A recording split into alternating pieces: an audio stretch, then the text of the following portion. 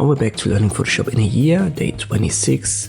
Let us combine the last two tutorials. So we're going to recolor this little couch right here, but we'll use the quick selection tool for it. I'll press Ctrl J to copy it, add a solid color adjustment layer, and make that red.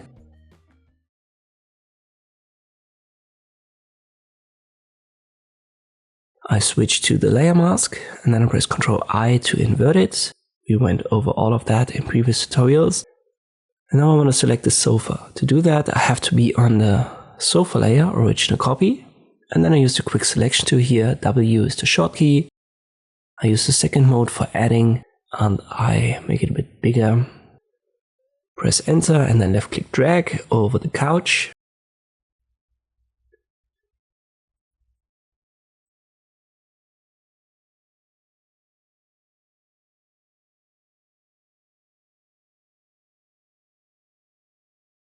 Here at the bottom, I can get rid of an element. To do that, I can hold Alt, and this will make the tool switch quickly to subtracting.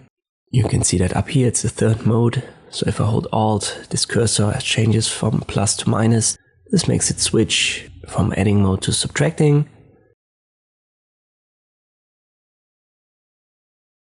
Here at the top, I can add a little bit. Just left click drag over it with the add mode, the second one. But that should be good. Now I'll switch back to the layer mask. I activate the brush tool. I make sure white is my foreground color.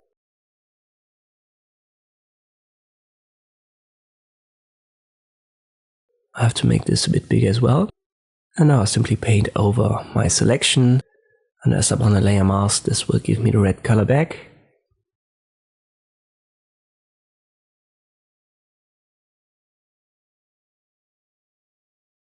I'll press Ctrl D to deselect.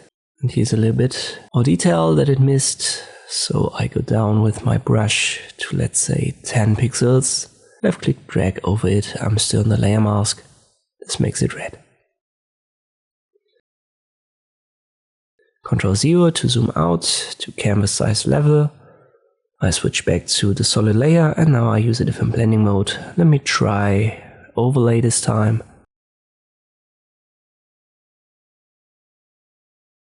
And I can still play around with the opacity.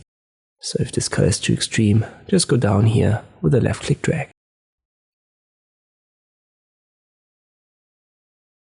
You can double click on the solid color adjustment layer and then play around with the color and see the effect applied in real time.